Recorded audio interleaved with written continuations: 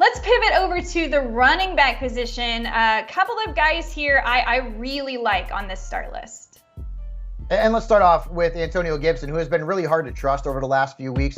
You know, last week, the numbers weren't great. The week before, he had a couple of touchdowns, but I'd start him against Seattle. This is a really good matchup. Their defense has allowed the second most fantasy points per game. The running backs and 7 have scored 17-plus points against them. Gibson's also searing near a 40% touch share over the last 2 games, so keep the faith in him as an RB2. I also like Melvin Gordon in what? It's a revenge game against the Los Angeles Chargers. Their defense has given up the 9th most fantasy points per game to opposing running backs, including 8 backs who have scored 14 or more points. I'm also starting A.J. Dillon and Miles Sanders in a suddenly run-heavy Philadelphia offense.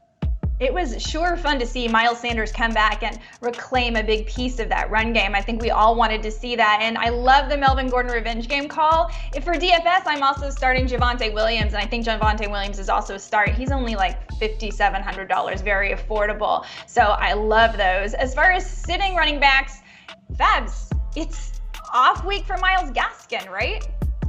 Exactly. Right, it's week 12. 12 is an even number. Myles Gaskin stinks in even-numbered weeks. It's just crazy. He hasn't scored more than 8.6 points in an even-numbered week. Like, it's so stupid, this trend, but it also makes him, like, the easiest player to predict, and they've got Carolina this week, so that's not a good matchup. And I'm also going to sit RHAMONDRE Stevenson, and I think a lot of folks out there are wondering whether or not they should play him. I mean, if you play in a multiple flex league, then okay, I get it.